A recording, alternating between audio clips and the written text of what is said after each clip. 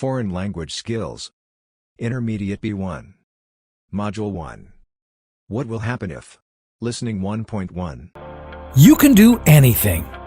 Paint a masterpiece in a minute. Learn every language in an hour. Build a multi-billion-dollar company overnight. And rule the world by tomorrow. So, what's holding you back? Why aren't you doing what you want? Didn't hear enough Mozart as a baby? Didn't eat enough veggies growing up? Or is it because you're not using your brain at its full potential? Want to know how you can? This is What If, and here's what your brain would be like at full capacity. The brain, to say the least, is very complex. We've studied it for centuries, and we're still learning more of its secrets today. But be careful, the search for facts can sometimes lead to fiction. To be smarter, your brain needs to be bigger. False. Brain size relates more to proportion than it does to intelligence. For example, here's your brain next to a whale's. Guess who's smarter? Guess whose body needs more processing power? Your brain is smaller than a whale's because your body is smaller. However, your brain is structured in a way that enables you to survive and succeed. But after all that, would you believe that humans only use 10% of their brains? Let's make it 100%. We've seen what really smart people can do. They inspire us through art, music, literature. They change the odds in sports. They come up with tools to make our lives easier, and they help organize society as a whole to make us all more powerful, for better or for worse. With access to your brain's full capacity, you're limitless. So what do? First things first, you finally get to solve the Rubik's Cube that's been collecting dust on your shelf. Call up your smartest friend and challenge them to a game of chess. Checkmate in 2 moves. Relish. When you're done being a smarty pants, you'll be looking for a real challenge, since being smart means that you won't be as stimulated by the things that keep us simpletons happy. So what's your interest? Art? Science? Technology? When you're limitless, you don't have to choose. Picasso was overrated. Sorry I'm late, I was up all night curing cancer. So I thought, why not? And that's how the time-traveling toilet came to be. Okay, back up. Limitless? What happens to your body when you're dedicating all your brain's energy to a creation, a cure, or a patent? Your lungs breathing, your heart beating, your food digesting, and your blood circulating, that's all your brain. Even if you could access 100% of your brain's capacity, you couldn't use it. You would be limited by your body's survival needs. Remember when we asked, would you believe that after all that, humans only use 10% of their brains? Did you believe it? The 10% thing is a myth, and it probably comes from a simple confusion. Your brain is 10% neurons and 90% glial cells. There are different types of neurons that take care of different functions, but in general, your neurons enable you to process and transmit information, while your glial cells surround your neurons, providing them with support and insulation. And you know what? All human brains share the same design. Your brain has just as many neurons as Albert Einstein's did. So how can you be smarter? Treat your brain like a muscle. Stimulate it. Try new things. Take on challenges. And get enough rest. Maintain healthy habits. That's the smart thing to do. And of course, it's a no-brainer. Listening 1.2. Imagine a world where you never need to smell the fumes of a passing car, bus, or truck, and where traffic noise is massively reduced.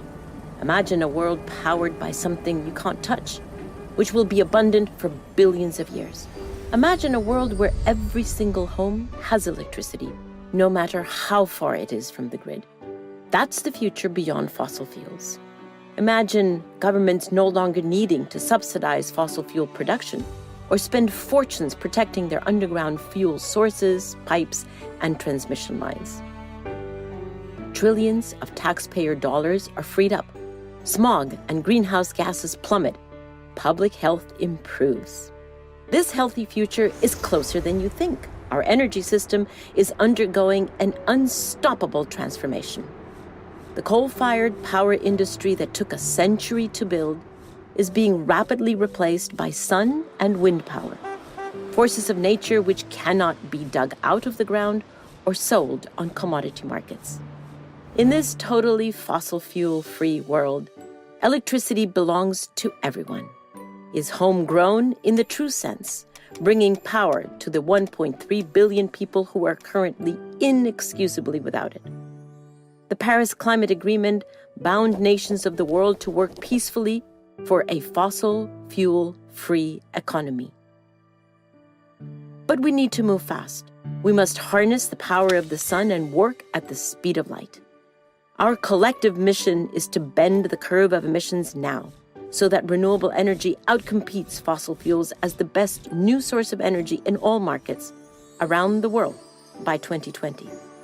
So let's thank fossil fuels for all they have done. Their contribution to humanity has been nothing short of extraordinary.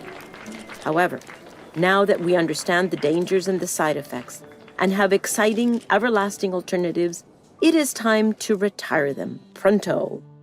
The journey to our fossil fuel-free future is the most exciting, the most innovative, the most necessary, the most inclusive and far-reaching global transformation we have ever seen. This is the answer to so many challenges in the world, the energy newtopia. The only question now is, how quickly can we get there? Listening 1.3. If I were a giant. If I were a giant, I wouldn't be able to fit in my house. I'd have to live in a building that had a high ceiling, but I'd probably have a hard time getting through the door. I'd have to make my own clothes, but where would I get a giant needle and thread to sew with? I couldn't ride in a car or a plane. I suppose I would just have to take giant steps to get from place to place. I would have to be very careful not to step on anybody or anything. When I talked, people would cover their ears. My voice would sound very loud to them. I wouldn't find shoes to cover my feet. I wouldn't find a knife and fork to eat my dinner with. I might have to use a rake as a fork. My dinner would be huge. What would I cook my dinner in? I certainly wouldn't find an oven big enough to put my dinner in. If I sneezed, it would be like a hurricane. If I fell down, it would be like an earthquake. I wouldn't have any friends because everyone would be too tiny for me to talk to. I think that being a giant would be very lonely. I couldn't have just one apple. I would have to have a lot of apples to fill me up. I would have to drink gallons and gallons of water to quench my thirst. I could never relax under a tree. I would be taller than all the trees. I don't think that being a giant would be fun. I won't ever make a wish to be a giant. I would rather be my height. Listening 1.4. Imagine what life would be like if you were 2 inches tall. You would have to be careful that nobody stepped on you. You would have to watch out for cats, dogs, and birds. It would be very dangerous, but just think of the things that you could do. You could live in a dollhouse or even a shoebox. You could use a bottle cap for a plate. You would have to wear doll's clothes. A stamp would make a lovely picture to hang on your wall. You could hide in a mouse hole or a drawer. You wouldn't need much food. You could probably live comfortably on the crumbs that people would leave on the table. A thimble would make a good cup. If you went outside, the grass would seem like a jungle. An insect would be huge and frightening. A puddle would seem to be an ocean. You could cross the puddle in a paper cup and use a spoon for an oar. A matchbox would make a good bed with a handkerchief as a bedspread. You'd brush your hair with a toothbrush, but you'd never find anything small enough to brush your teeth with. You could take a ride on the back of a mouse. You wouldn't find any books that were small enough to read, but you might read the back of a pill bottle. You could ride in a toy car and have a soup bowl for a swimming pool. A leaf could be your umbrella, and a mitten would make a great sleeping bag. If you used your imagination, you could think up something to use for almost all your purposes. Being small might be fun, but then again it would be frightening. I'd be afraid of my pet cat. I wouldn't want a book to fall on me. I would be afraid of being swept away by a big gust of wind. I think I'd rather be my size. Listening 1.5.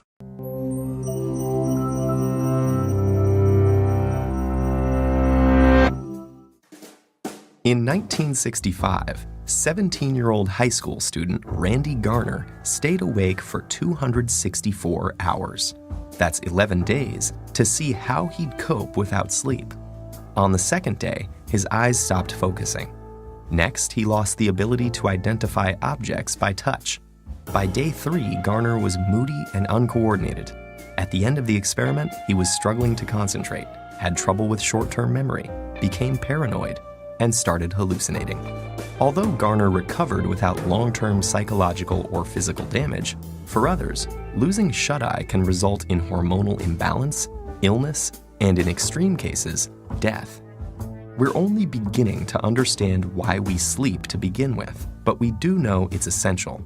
Adults need 7 to 8 hours of sleep a night, and adolescents need about 10. We grow sleepy due to signals from our body telling our brain we are tired, and signals from the environment telling us it's dark outside. The rise in sleep-inducing chemicals like adenosine and melatonin send us into a light doze that grows deeper, making our breathing and heart rate slow down and our muscles relax. This non-REM sleep is when DNA is repaired and our bodies replenish themselves for the day ahead. In the United States, it's estimated that 30% of adults and 66% of adolescents are regularly sleep deprived. This isn't just a minor inconvenience. Staying awake can cause serious bodily harm. When we lose sleep, learning, memory, mood, and reaction time are affected. Sleeplessness may also cause inflammation, hallucinations, high blood pressure, and it's even been linked to diabetes and obesity. In 2014, a devoted soccer fan died after staying awake for 48 hours to watch the World Cup. While his untimely death was due to a stroke, studies show that chronically sleeping fewer than 6 hours a night increases stroke risk by 4.5 times compared to those getting a consistent 7 to 8 hours of shut-eye. For a handful of people on the planet who carry a rare inherited genetic mutation, sleeplessness is a daily reality. This condition, known as fatal familial insomnia, places the body in a nightmarish state of wakefulness, forbidding it from entering the sanctuary of sleep. Within months or years, this progressively worsening condition leads to dementia and death. How can sleep deprivation cause such immense suffering? Scientists think the answer lies with the accumulation of waste products in the brain. During our waking hours, our cells are busy using up our day's energy sources, which get broken down into various byproducts, including adenosine. As adenosine builds up, it increases the urge to sleep, also known as sleep pressure. In fact, caffeine works by blocking adenosine's receptor pathways. Other waste products also build up in the brain, and if they're not cleared away, they collectively overload the brain and are thought to lead to the many negative symptoms of sleep deprivation. So, what's happening in our brain when we sleep to prevent this? Scientists found something called the glymphatic system, a cleanup mechanism that removes this buildup and is much more active when we're asleep. It works by using cerebrospinal fluid to flush away toxic byproducts that accumulate between cells.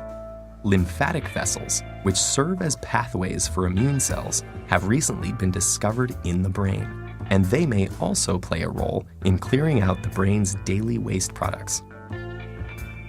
While scientists continue exploring the restorative mechanisms behind sleep, we can be sure that slipping into slumber is a necessity if we want to maintain our health and our sanity.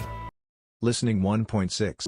Water is virtually everywhere, from soil moisture and ice caps to the cells inside our own bodies. Depending on factors like location, fat index, age, and sex, the average human is between 55 and 60% water. At birth, human babies are even wetter. Being 75% water, they are swimmingly similar to fish. But their water composition drops to 65% by their first birthday. So what role does water play in our bodies? And how much do we actually need to drink to stay healthy? The H2O in our bodies works to cushion and lubricate joints, regulate temperature, and to nourish the brain and spinal cord. Water isn't only in our blood. An adult's brain and heart are almost 3/4 water. That's roughly equivalent to the amount of moisture in a banana. Lungs are more similar to an apple at 83%, and even seemingly dry human bones are 31% water. If we are essentially made of water and surrounded by water, why do we still need to drink so much? Well, each day we lose 2 to 3 liters through our sweat, urine, and bowel movements, and even just from breathing. While these functions are essential to our survival, we need to compensate for the fluid loss. Maintaining a balanced water level is essential to avoid dehydration or overhydration, both of which can have devastating effects on overall health. At first detection of low water levels, sensory receptors in the brain's hypothalamus signal the release of antidiuretic hormone.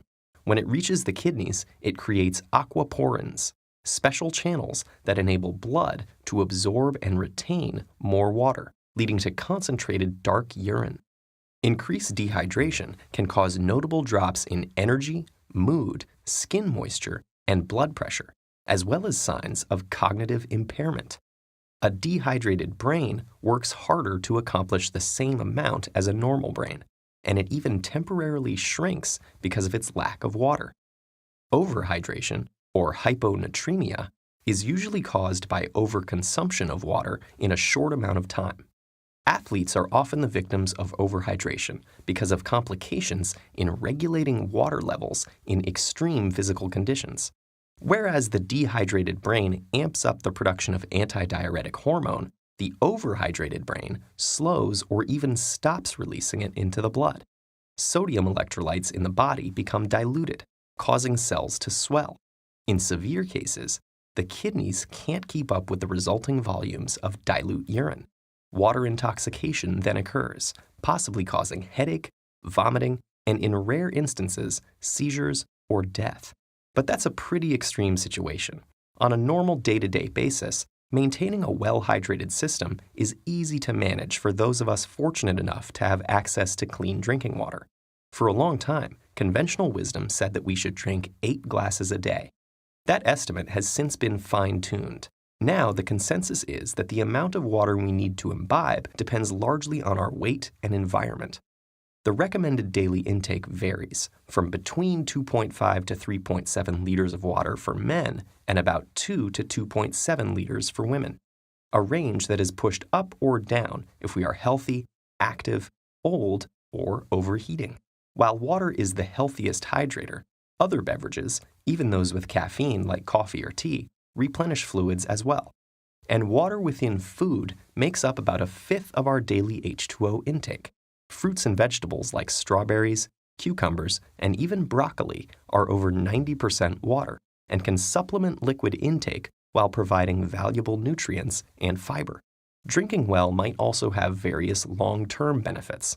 Studies have shown that optimal hydration can lower the chance of stroke, help manage diabetes, and potentially reduce the risk of certain types of cancer.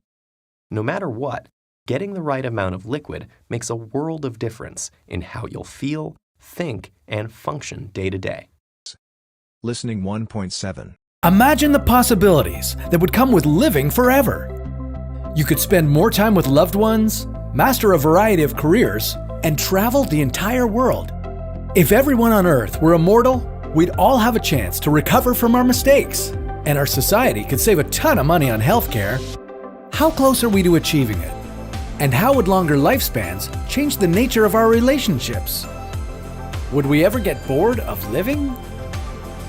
This is What If, and here's what would happen if humans were immortal. First things first, achieving immortality the way it's portrayed in the movies, where you can jump off a building and live to tell the tale, is highly unlikely. However, immortality where people don't die of old age could be right around the corner. Would our planet be able to handle a population of people with ever-expanding lifespans? In Silicon Valley, there's a movement of billionaires and biotech companies that are developing drugs to eliminate aging and extend healthy lifespans indefinitely. In their opinion, playing around with genetics and reducing caloric intakes have already proven to extend the lifespans of flies, worms, and mice, so why couldn't it work for humans? Regardless of whether these efforts are successful, the real question is, are we ready for longer lifespans? There are almost 8 billion of us on this planet, and if we all start living for centuries on end, life is going to look a lot different. Just think of the social implications that would come along with that.